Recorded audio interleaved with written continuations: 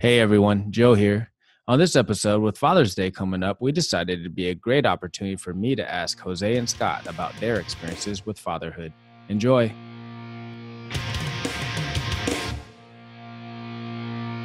Life, learning, leadership, the Llama Lounge.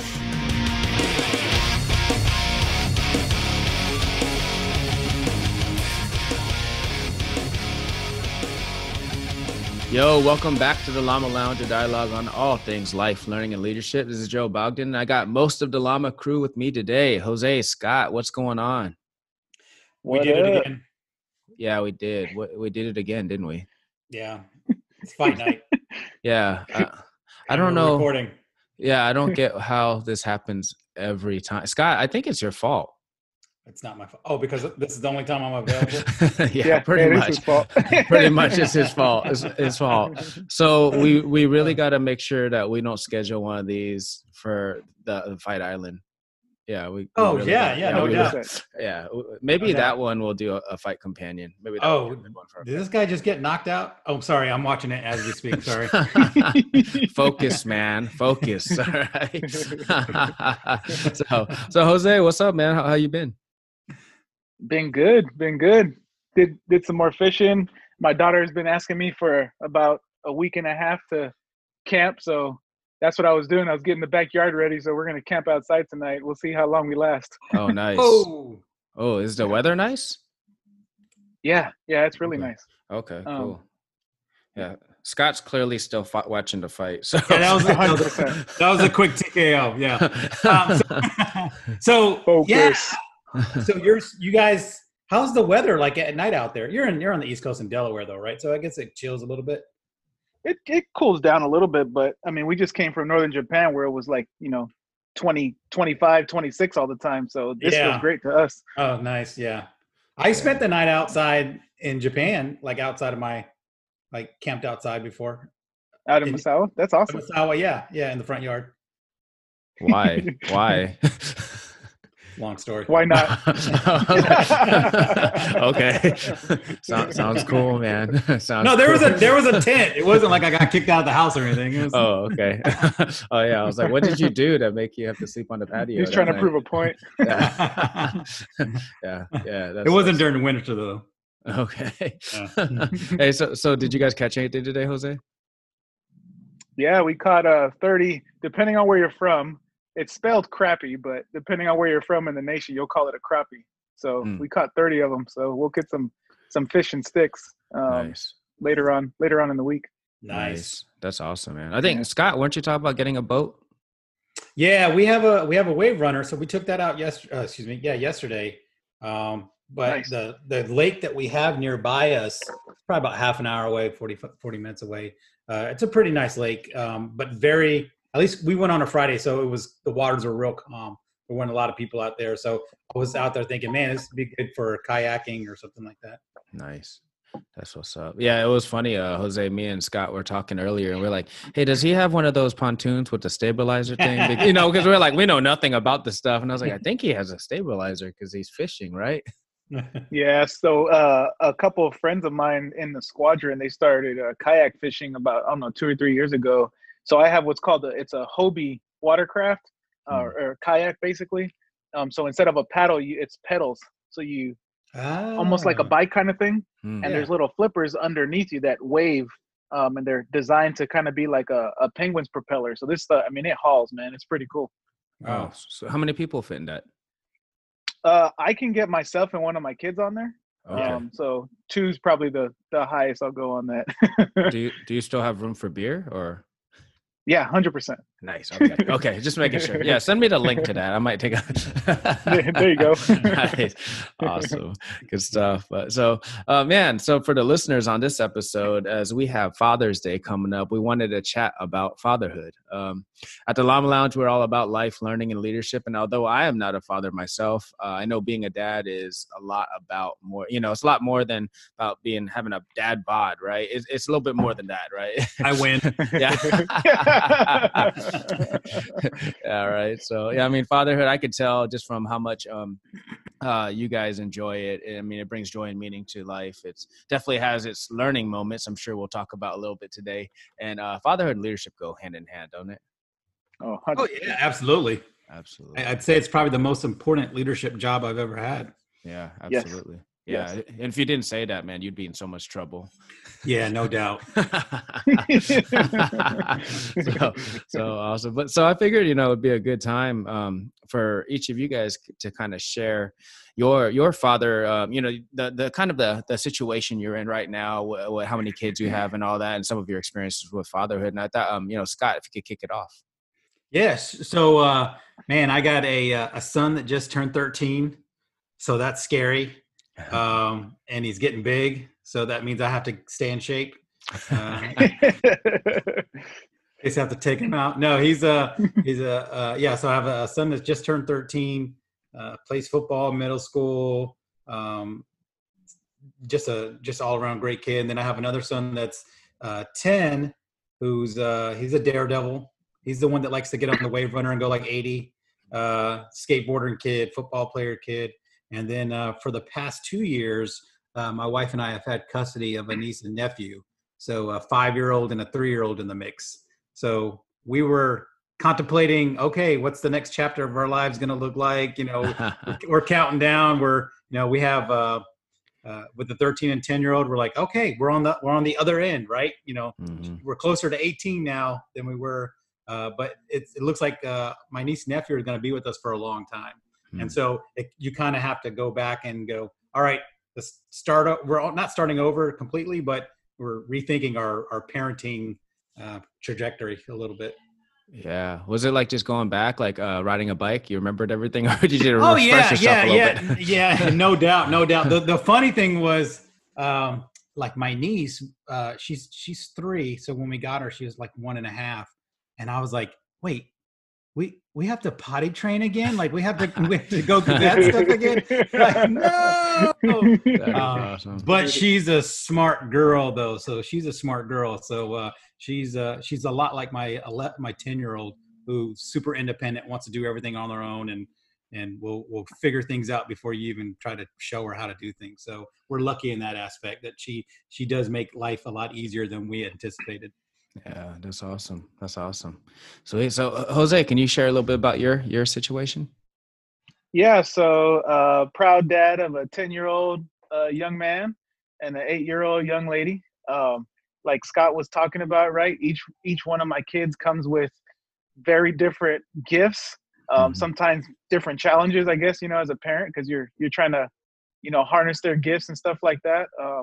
My son is I guess I'll call him my huggy bear, right? He loves the affection, and he loves video games and stuff like that. And my daughter can be very independent, a little fireball. It's very interesting because you think that you'll raise them with the same values and stuff, and they take their own personality and they run with those things. So yeah, it's awesome. I love it.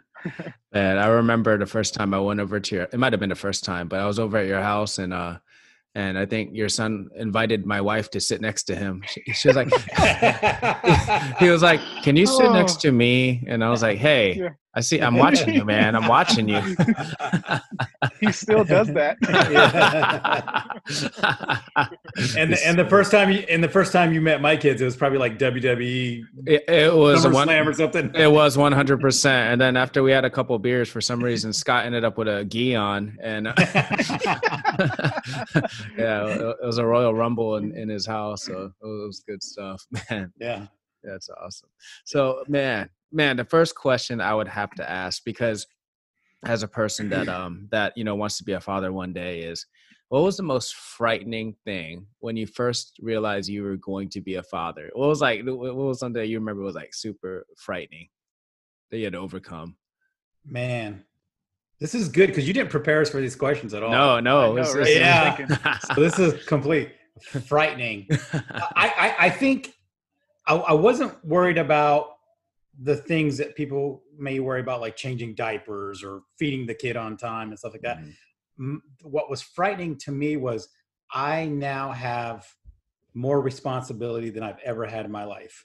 Like I'm not just not responsible for feeding and clothing this child or children, but I'm now responsible for their development and their growth and making sure that they, man, like everything you do is trying to set the example for them. So it still is scary. Making sure that I'm trying to set the right example for them. So, yeah. Yeah. I mean, you got to go back. Jose? You're probably wondering at some point, you're like, man, is that going to come up later on? You know? And it does. It does. Because kids are like little elephants, man. They remember stuff and they'll bring things up. And I'm like, you were 3 when that happened. Why are you bringing that up now? I thought you were asleep. Yeah. Hey, so you said the most frightening when I first found out I was a father, or just in general? In general, it would probably be a good way to ask the question. Yeah.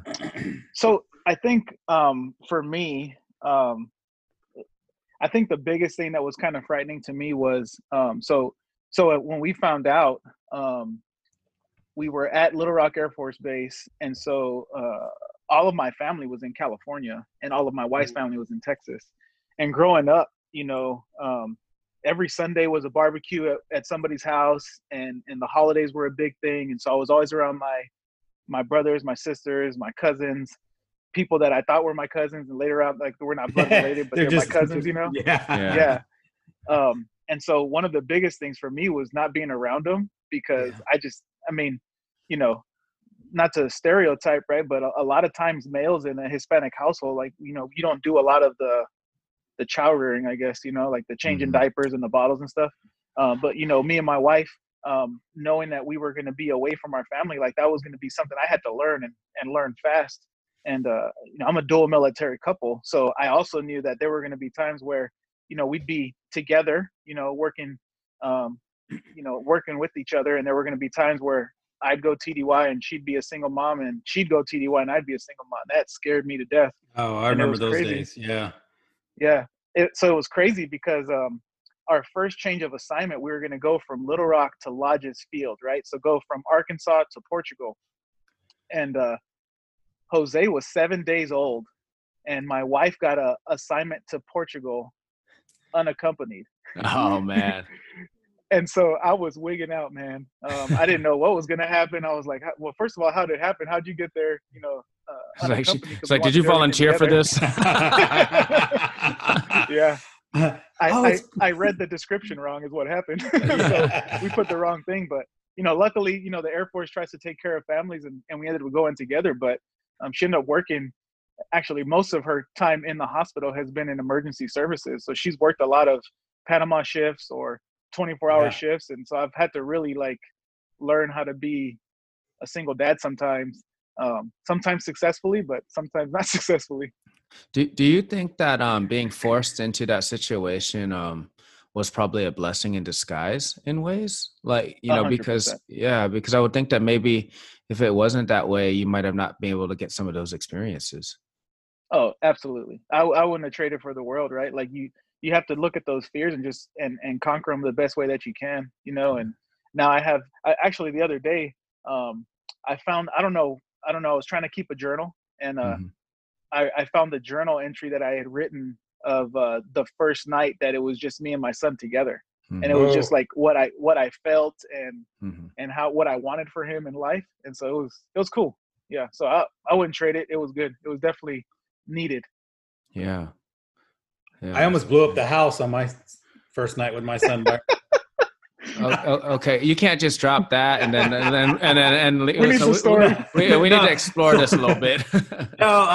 So my wife was in the hospital. She had just delivered Gavin, my youngest son, and there was like a storm that night. So me and Ethan, my 13-year-old, we got back to he wasn't 13 at the time, obviously, but we got back to the house after being at the hospital all day, and the power was out.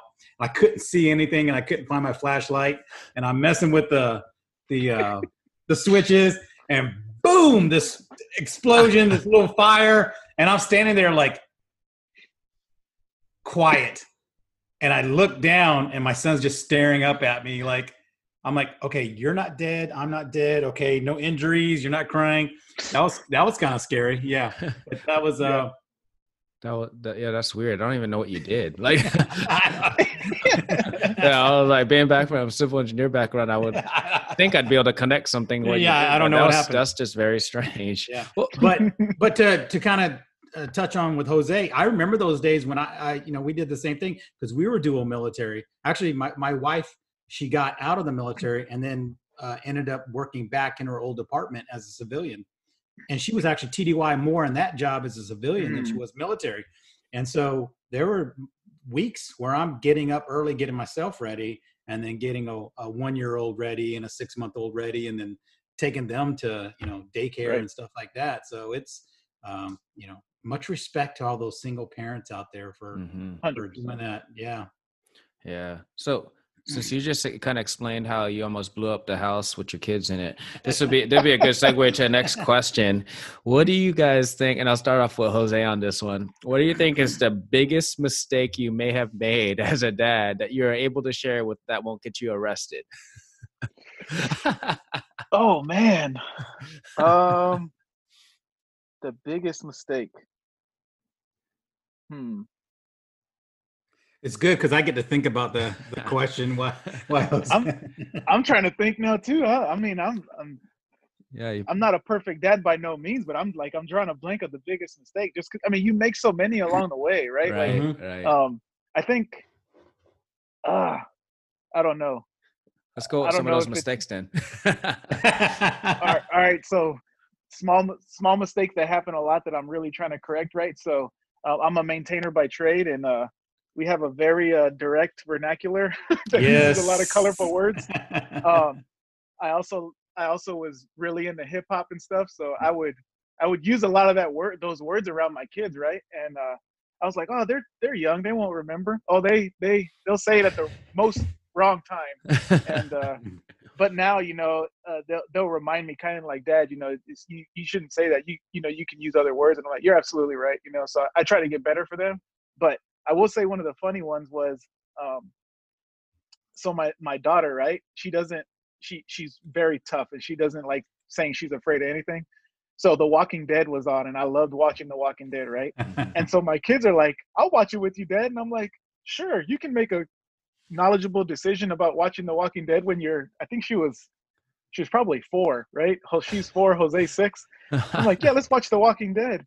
And she ended up having nightmares, but she wouldn't tell me, and she didn't tell Janet, but she told her that at school, my dad makes me watch The Walking Dead. And I was like, absolutely not. Yeah. So then you're at the CRB, explaining Central Registry Board, explaining how you did not. Yeah. That's pretty There's cool. tons of stuff like that, though. Yeah, I bet. 'Cause, I mean, you don't get instructions, right? No. So it's so interesting that, like, to do things like driving, you got to pass some type of test, but to raise kids, you don't have any qualification requirements to do None. it, right? Yes, absolutely. Yeah. So what do you got, Scott? I would say for me, and it's probably along the lines of what Jose was talking about. Like, I think there are certain things. There's a lot of things that young kids, even older kids, shouldn't be exposed to or shouldn't be hearing or seeing. And so I think with me, it was kind of the same way, the music I was listening to, the movies I was watching, because a kid will hear a word and they will repeat that word with the same emphasis that they heard it. And I was like, that's just a word. He doesn't know what it means, but yeah, he repeated it like he knew exactly what it meant. Oh, he used it right. He used it. That was 100% correct how he used that word. So it's like, okay, no more Tupac in front of the kids, right? It's so those are so things like that. Just being and maybe sometimes just being more deliberate with, kind of, there are things where I'm like, oh, they'll figure this out on their own, right? I don't need to have this talk with them right now. They'll get it. And so those are things where I'm learning now where I think I need to have a lot more conversations with them about, how to interact with other people, what kind of friends you should have and shouldn't have. And I'll tell you, my kids are way more sheltered than I ever was growing up. Right. And part of me is like, man, they need to go out and experience things on their own. But the other part of me is like, struggle. It's like, no, I don't want them to. Exactly.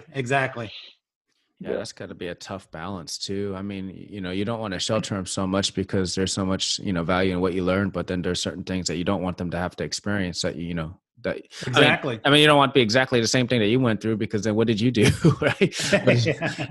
Play a role in that. But I remember listening to Mike Tyson on Rogan's podcast, and he was talking about, he wanted to provide good things for his kids, and then his son wanted a box, and he was like, "No, you should box." Yeah, no game. He's like, you grew up in my house with all my money. He said, and if you fought me when I was your age, I would kill you. Yeah. So yeah. So do you guys find it difficult? Because that was actually the next question I was going to ask, that kind of spurred, from your conversation, what you guys just brought up. But do you guys find it difficult to find that balance of what you should expose them to versus not? Because sometimes it's like, what is it about, a cuss word that you really want to, keep them from?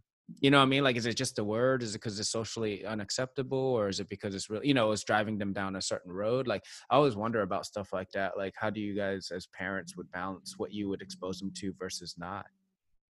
Well, for me, a lot of it now, especially like in the past few years, has been faith driven, Mhm. So if it's things that I wouldn't say in front of my pastor or somebody at church, Yeah. I probably shouldn't be saying it in front of the kids, right? Right. And so for me, those are the things that I try to instill in them is, you have how many words are there in the English language? I'm sure you can find Right. something more clever to use, or so, to have standards for themselves as well, right? Mm-hmm. So it's not just like language, but just like growing up, I saw a lot. I mean, and as I look at my 13-year-old, and I would be gone for a day and a half sometimes, like working or out hanging out with friends. My parents wouldn't see me. But nowadays you can't really do that. And like my 13-year-old now, if he's gone like a half an hour, I'm like, where's he at? Where'd he go? What's out there? So I don't know if that's just things that I was so used to seeing that I know he shouldn't see, Mm-hmm. or if I'm just, being oversensitive. Yeah. Yeah, because I mean, you don't want to become a helicopter parent, right? I mean, No, not at all. that's a Right. big one that Right. you want to be careful about, because and that's the one thing that I think I would and the reason why I ask you guys that is because when I, and when and if I become a dad, I think I'd struggle with that too, like figuring out where the balance is of what I mean, you can even talk about what to let them watch on TV versus, Right. all that stuff. I kind of wonder, where you get to the point where you might be coddling versus, you're actually trying to help develop. Because I think like PG-13 or whatever they call these weird numbers, I mean, I feel like some arbitrary, like this is when they should be able to watch this. Like, well, per who, right? Per who? Yeah. Right. And what that's like, PG movies now are what rated R movies were in the 80s, so it's true. PG and PG-13. So those are things that we try to keep them from, one, from a Christian perspective, but two, just because I want them to have standards where they're filling themselves with better things. Like what else could they be reading, or what else could they be watching? Mm-hmm. And don't get me wrong, they they're not sheltered, right? They experience life, they see things, and of course they go to public school, so they're going to see and hear things. But my thing is, I want them to understand at an early age what's right and wrong, and what's appropriate and not appropriate. And as a parent, they need to learn that from me, right, before they learn it from a classmate. Yeah. I think for me, a lot of it has to do with, I guess, like we said, right, each kid has a different personality, but they also have a different maturity. And, Sure. And I would say my daughter right now is probably more mature than my son. And so a lot of times the conversation that I'll have with her, I have to shape it in a different way if I'm going to have it with him, just because he's not there in that, maybe in that topic, right? But then there's other ones where he's beyond her because he's seen things or he's experienced things that she hasn't. And I think that shapes a lot of things, whether it's, movies or TV or that kind of stuff, right? And I want them to be independent thinkers. I want them to be able to look at a situation and kind of figure out what they think is right based on, their compass or values and stuff we're trying to instill in them. So that takes a lot of talks and it takes conversation.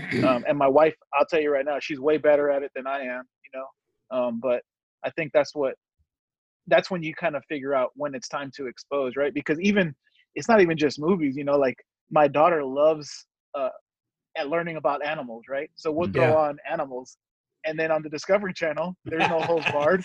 So animals tearing each other apart. So then we're having a conversation about that, right? Or most recently it was, we went to go catch fish, and she loved it because she was like, "Oh, look, we caught a fish. This looks cool. We're going to release it."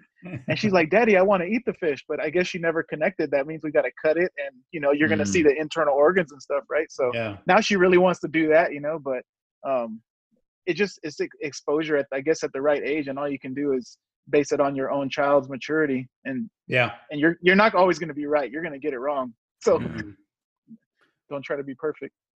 Yeah, I mean, I think that's some great points because, it's just like when we talk about supervising or leading, our subordinates or direct reports. You really got, the more you know them and understand them, right? It's just, but there's a whole different connection with your kids, I imagine, right? You're thinking about, I was like, I could do some permanent damage here if I don't get this one right. Yeah, absolutely.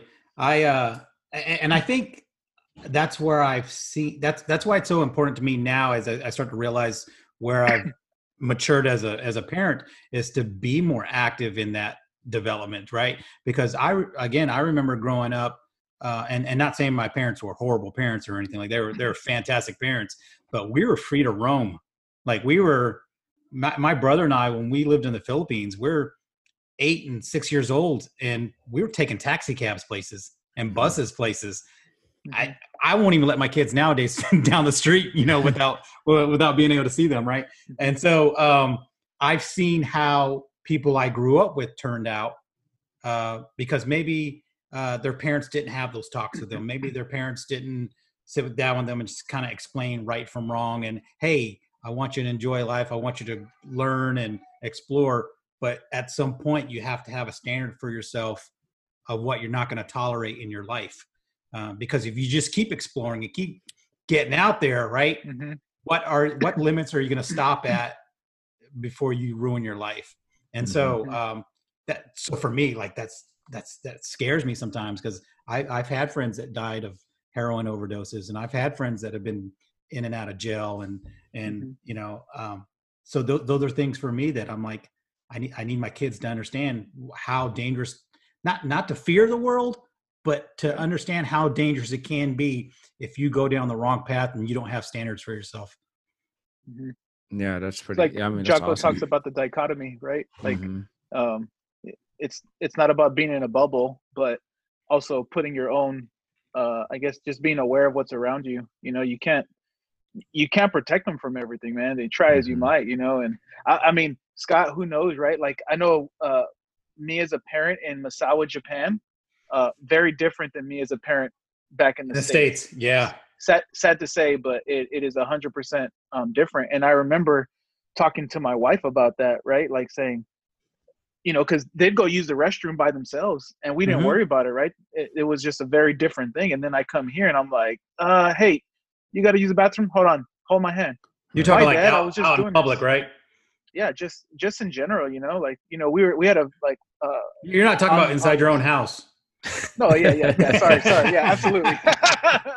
That'd be weird. You're talking like if you're out at a mall or something like that. Yeah. It's just different, depending on the environment that you're in and stuff.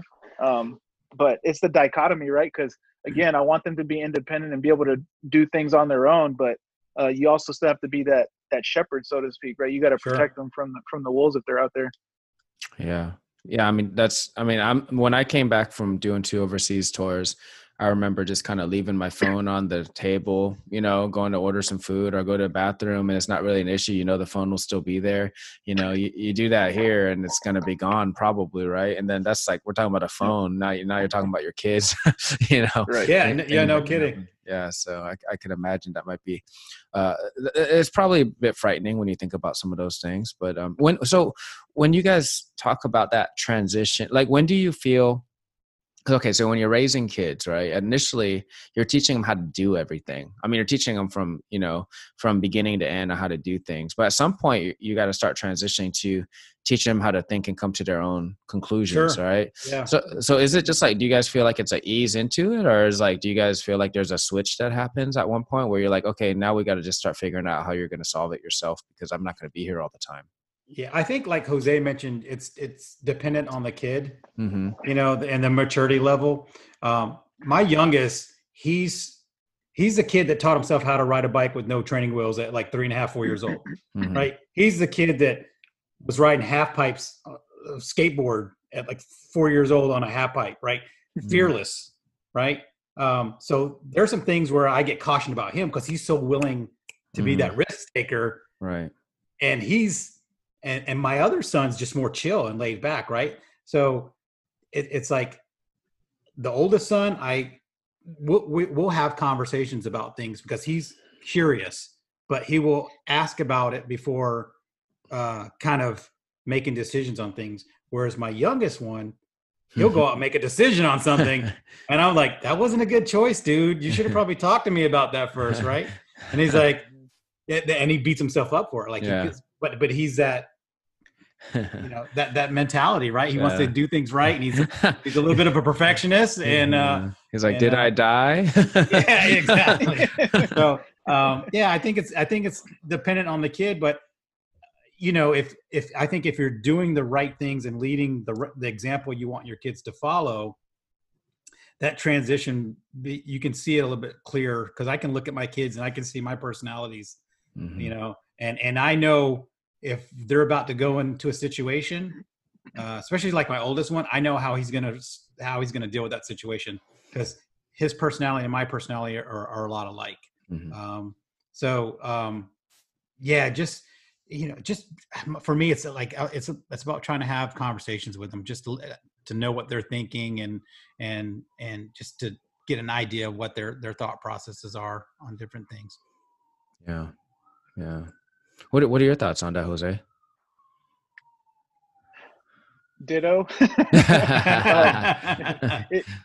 It is.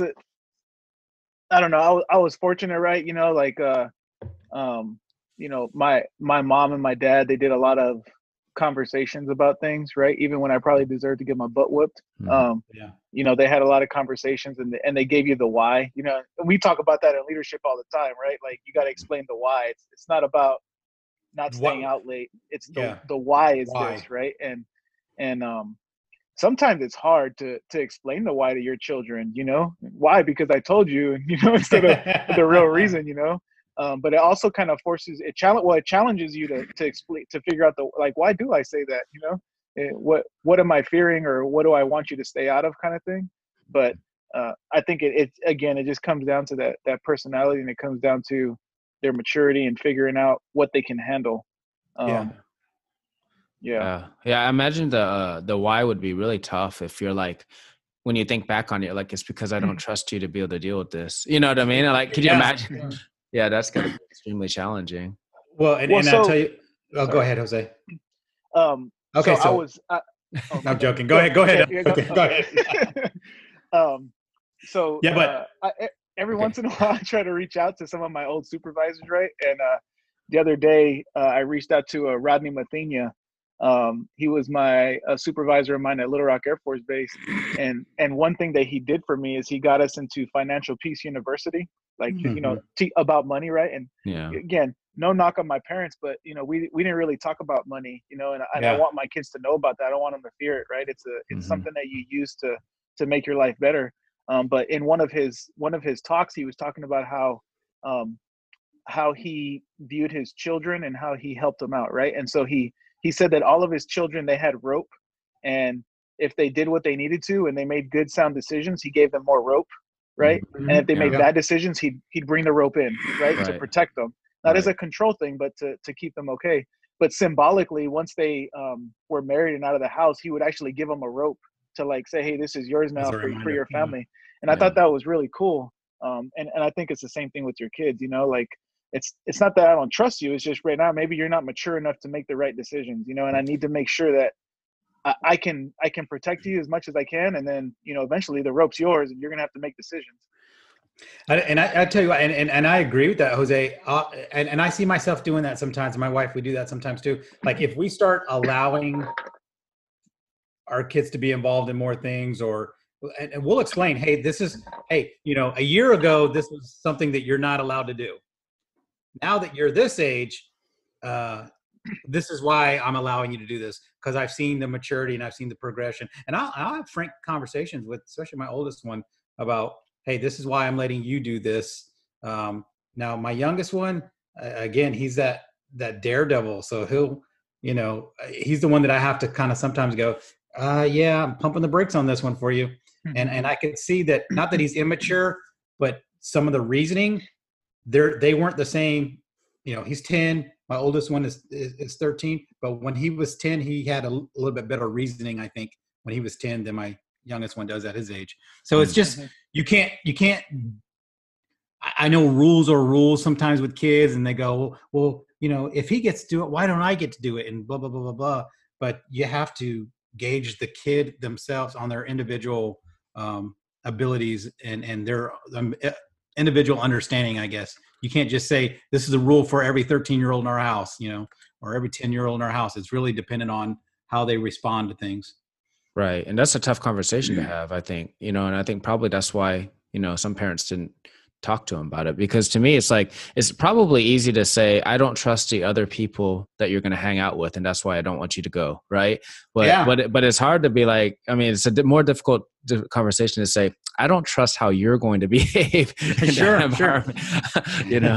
So yeah, that could be a tough one. But yeah, so I was thinking, like, down this vein of thought, we're talking about those challenges and the conversations. I remember, Jose, you kind of talked about, because your daughter's really mature and she's kind of, reading Jocko's book, right? And can you share with that a little bit, like what she's been getting through, and a little bit about the book?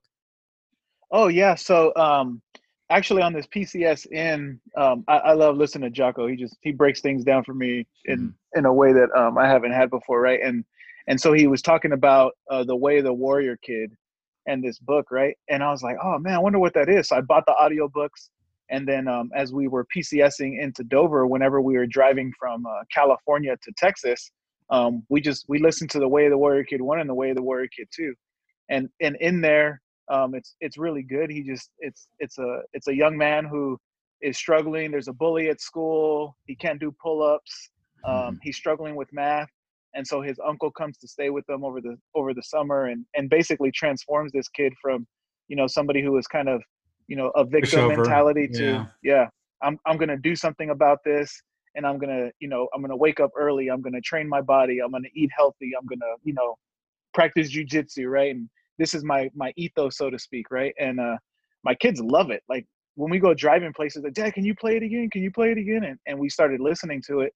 And it's funny because, I call it, like, I guess the uncle, right? The uncle will come over and talk to a niece or a nephew and say the exact same thing that the parents said, but now that their uncle said it, now they understand, right? Yeah. And so that book was kind of like that for me, because, we're far away from family, right? And so we're just listening to this thing, and because, Uncle Jocko says it on this show, they're like, oh, I understand why I should wake up early. It's so I can have discipline. Yes, that's right, son. That's right, daughter. But yeah, so that's basically a plug for the book, because it's really good. But I have to try put it into practice. Yeah, I think I have to get the audio, because we have the book, and my kids are like, I'm like, they read stuff all the time, but for whatever reason, I don't know. And I'm reading the book. I'm like, this is a good book. I'm gonna start doing push-ups. Right. Yeah, it is a good book. And but they didn't take to it. But here's what they do respond to. They both play football, and they'll respond to their coach. I could say when you're on the field, you need to do this, and stop telling me. But then the coach says, hey, when you're on the field, you need to do this. Yes, coach. I'm like, dude, I've been told you all week that's what you need to be doing. Yeah, but you're dad. You're not cool. I know, right? Exactly. I know, right? Yeah. What do you know? Yeah. It's like, you're not coaching if you. But it's funny how I can directly see the relationship, especially between my oldest one. My youngest one takes a lot better coaching from me. My oldest one, so when I was growing up, but I played soccer from the age of like 4 to 18, right? Every season, every base, because my dad was in the military, everywhere we traveled. And for a lot of those years, my dad was my soccer coach.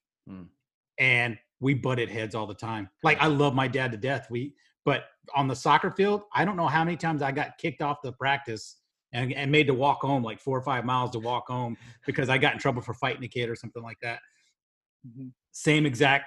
I'll have a conversation with my son on football field, and he's the same way I was to my dad, and he's just, so I'm learning with him, like, okay, I know where this is going to go because I've seen this happen before. I just need to keep my mouth shut, let the coach do his job. I don't need to kind of coach him. But my youngest one is, I'll tell him, hey, this is what you need to do, and okay, got it. Right. So it's funny how, same mom, same dad, but two personalities differently, Yeah. Yeah. So do you think, I mean, that's a good, the nature and nurture thing. I mean, do you think it's just a mix of it that happens then? Because like you said, same, they grew up in the same house, but but they have completely, I mean, I don't know, completely different personalities, but they'd have different personalities, right? Yeah. I tell you what, I think my oldest is more of a mama's boy. Not saying he's like, wimpy mama's boy, but I think him and my wife are more able to have those conversations. Whereas my youngest one, he and I are probably a little bit more connected. Not saying I love one more than the other, but I think sometimes we're able to get through to each other a little bit better. And it's and part of it stinks because I want my oldest one to have that same like appreciation and for what I'm trying to show him. But sometimes it just doesn't work that way, Yeah. Might just be time though. I mean, if I put myself in a different perspective, right? Like, as a young man, right? Like I tell my parents this all the time, right? Like they go from these heroes that can't do no wrong, and then they become human, and you're like, oh man, you made mistakes too, and you're like, whatever. And then later on, you have kids, and you're like, wow, you really were saints. Like you were superheroes. You realize that even. Yeah, there's probably a phase in there for most people where you become the police and and they don't want to be around you. They can't stand you, and then we become best friends a little bit later on, right? But I tell you what, kids are funny though, because I remember like with 4 lenses, right? We've all, Jose, I don't know if you used to teach that too? I don't know, but people would always ask me, what about my kids? I'm like, yeah, your kid could be orange right now, but in 6 months, that kid's going to be green, or they're forming. They form and change so much. And so for people who don't know what 4 lenses is, there's a personality profile system, and you kind of lean towards a certain color of type of personality. But so I remember for the longest time, I'm like, both my kids are going to be these athletes. They're both these oranges. They're and now my oldest one, I'm like, yeah, he's going to be a scientist. He's going to be, he's going to be a math guy or something like that. But it's just funny how every few years, they sort of, their personalities can change just a little bit, and they're finding their way. They're getting excited about things that, 2 years ago they had no interest in.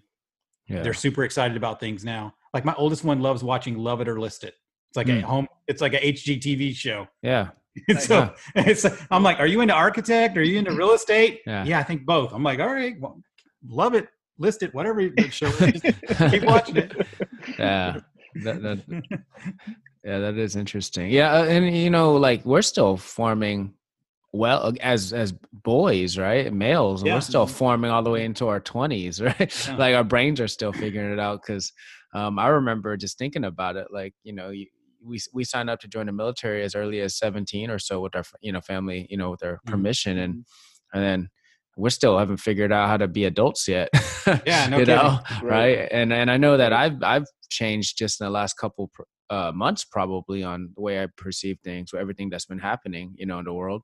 So I can only imagine how much, because kids are like sponges, right? They're just constantly taking stuff in, and it's meant to be that way. So yeah, I can imagine like a couple weeks later, you're like, my son is just still the same guy that I knew like 2 weeks ago.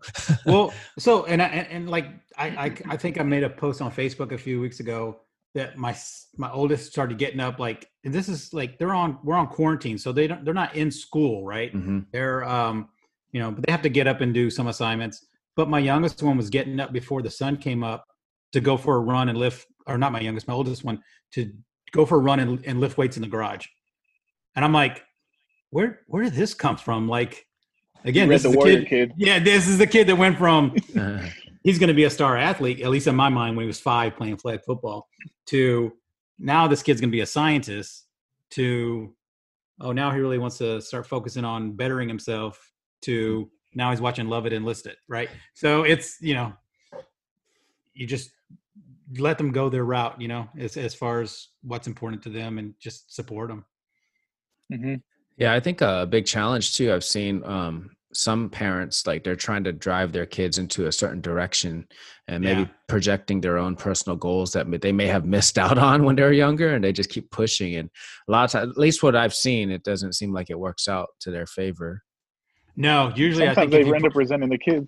They end up resenting the parents sometimes, right? Or they might like it too. I mean, there's a chance, right? I'm sure that sometimes happens, but I've seen more of resentment or frustration on the sense of the parent, because the kid isn't what they wanted them to be, but they're still your kid. You know what I mean? Like, was it the cheer moms, or you seen then there's the football. I saw a couple ones on Netflix, right, where you see parents like, I mean, they're getting into these kids like they're grown men, and I'm like, I see it a lot. And I'm like, this is, he's 6 years old playing flag football. This is not going to affect any college scholarships because he dropped the pass. Like, calm down, Dad. But at the same time, that kid, who knows? It's just you can't expect too much out of somebody as far as career focus on someone that's still growing and developing mentally, and who knows what their talents are going to be. They could be super talented at one thing when they're 9 years old and completely a different direction when they're 18, 19, 20. My goal for my kids is just not be in jail, right? Not have a job that pays the bills, not end up in jail, and be good Christian boys. That's my goal. Whatever their career aspirations are, as long as it's something respectable, I'm okay with that. But there was a time when I was like, they're going to join the Air Force. They're going to be some airmen, and I'm going to show them how to get BTZ and get step promoted. And no, but now I'm like, I just want them to be happy and be good citizens. Yeah, good human beings. That's the goal. Yeah, exactly. Yeah, and I think that's a great goal to have. It really is, I think. So that's pretty cool. So what do you guys find, as a question I asked, I think it might be a little bit easier, is like, what do you guys find to be some of the most rewarding things about being a father? I think when I see like their passion come through, right? So my son absolutely loves video games, right? But I don't think it's just the video game itself. I mean, he gets a sense of accomplishment, and he likes getting into the story and the storytelling, and he'll tell me all those different things, right? And so, like, he wants to start like a YouTube channel of him playing video games, like, and so he's trying to explore that. I think all kids want to do that. Yeah. Paid to play video games. Yeah. And then my daughter, she's very, very creative, right? All mediums. Whether it's paint or clay or whatever, right? And she likes doing that. But she's really like honing her skills is like being a baker, and she loves doing that for other people. So I think for me, it's when I see them find something that they really like and they develop it, and then I see them use it for somebody else to help somebody else. That's probably the most rewarding. Or you just see their character come out, right? Like I remember we were back at I think we're in Japan. And a new kid showed up to Japan, right? And so that's tough for any child, right? They PCS and they, different friends. They miss their family and stuff. And my son went up to him and said, "Hey, my name's Jose. What's your name? This is what we do here. Let me show you around," right? And I was awesome. Like, "Wow, my man," And my daughter does that kind of stuff too. She's a real big protector. So she sees somebody getting bullied, she doesn't play that game. Yeah. So it's really cool seeing them when they do that. Yeah, Jose is probably like, if she's pretty, it's like, "Hey, do you want to sit next to me?"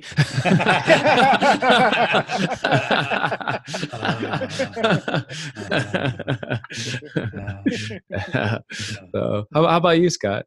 I don't even remember what the question was. What do you find to be the most rewarding? You're watching the fights again, aren't you? Well, it's commercial break right now. So, yeah, it just, I guess it's sort of the same thing that Jose is talking about. You know, I when they make smart decisions, you know, and I'm trying to think of one that yeah, they do make smart decisions. They make a lot of smart decisions. Right? But when you know when they come in the house and you know like my youngest one, he hangs out with all the kids in the neighborhood and he'll come in and I go, what are you coming in? He goes, I'm done talking to them. I'm like, what's going on? They're saying this and that, using language they shouldn't be using. They're, you know, I'm like, oh, okay, all right. I'm like, what made you decide to come in? And because it's not appropriate. I shouldn't be around that. I'm like, okay, you made that decision on your own. Good. And my oldest one, he gets super passionate about the things he's super passionate about. So when you see him do well in those areas, you know, not just the bringing report cards home with great grades, but seeing him, man, how do I say this? I guess like Jose said, you know, just being real passionate about things and being successful in what they're passionate about. Does that make sense? Yeah. Yeah, I think it like does. they're finding their meaning. Right. Yeah.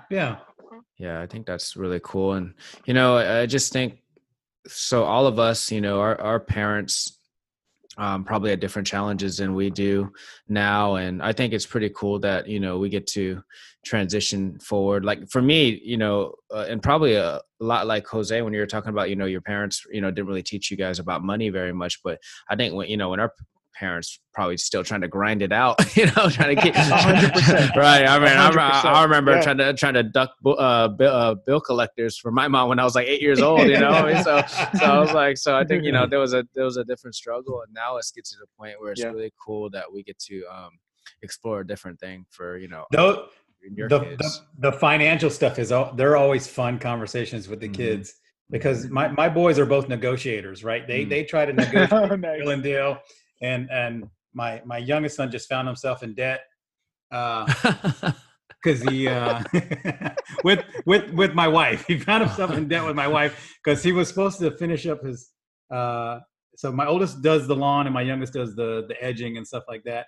And I don't know what happened. My wife was out shopping and he talked her into buying him some like a sports bottle, you know, that he could take to football practice.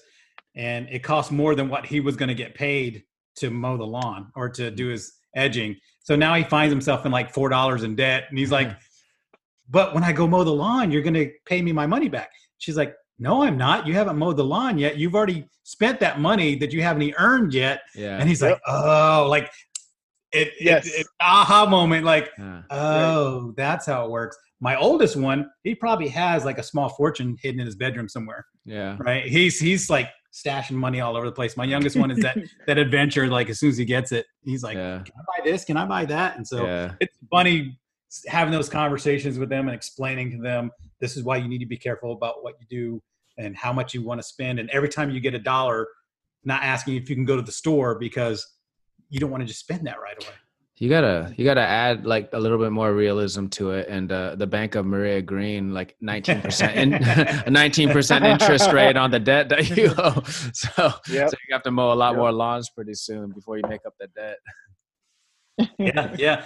My oldest one, he was like, "Can I get into lawnmower?" You know, like we bought him a new lawnmower. He likes the money aspect. You know, he likes trying to keep up with his money. He'll tell you exactly how much he has.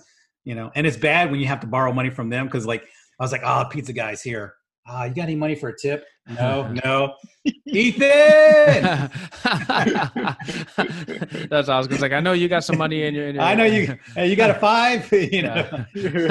Okay, and he'll put it in his little ledger. Okay, this is you know. Yeah, you owe me 5.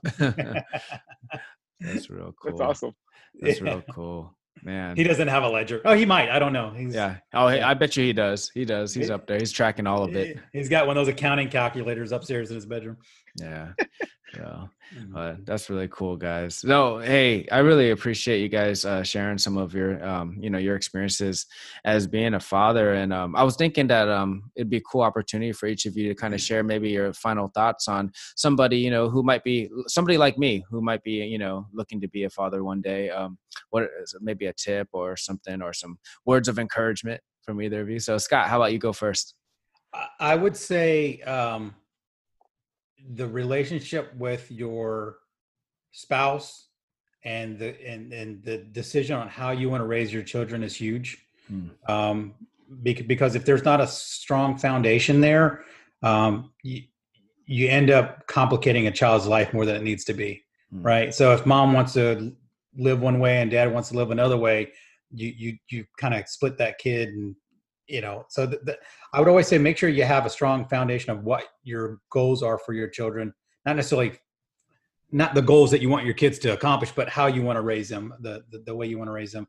And then, there are going to be times where you want to have those conversations with your kids and they're not going to want to talk.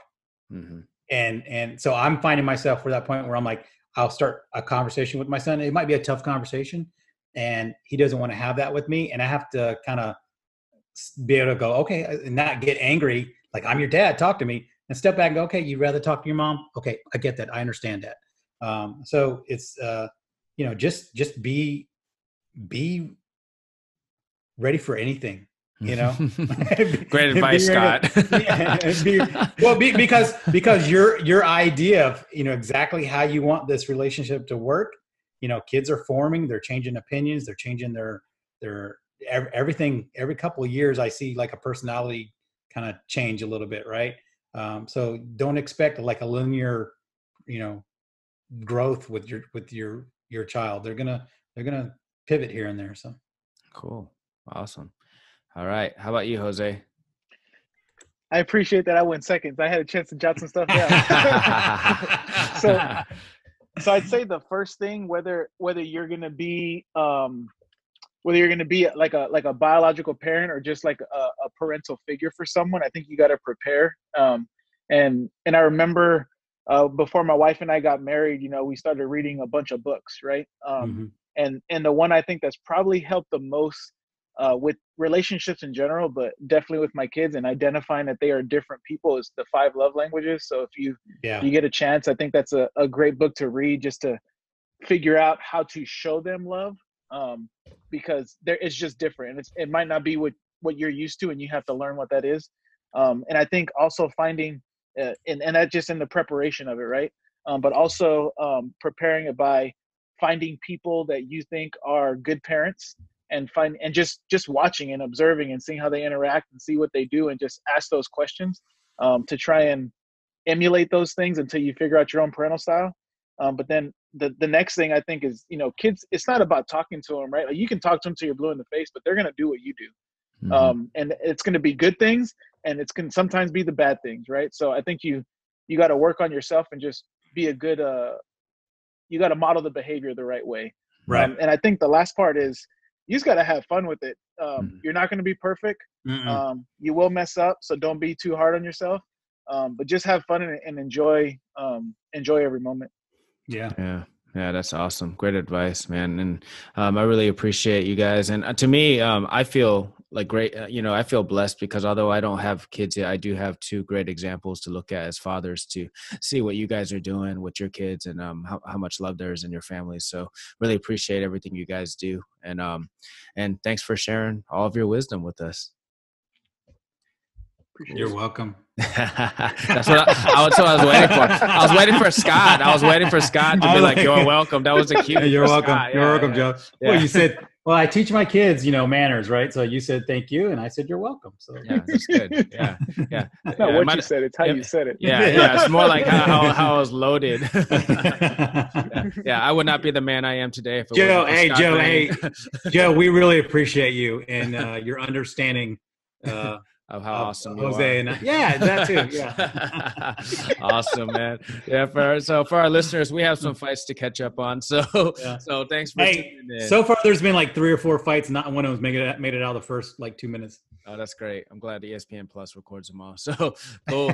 Well, thanks everybody. As always, be safe, stay healthy, and llamas are out. Llamas out. Thanks for listening to the show. We'd love for you to connect with us at www.llama-leadership.com and on Facebook at facebook.com/Llama Leadership and also on Instagram at Llama Leaders.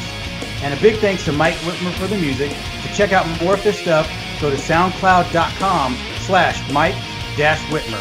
Thanks again. See you on the next episode.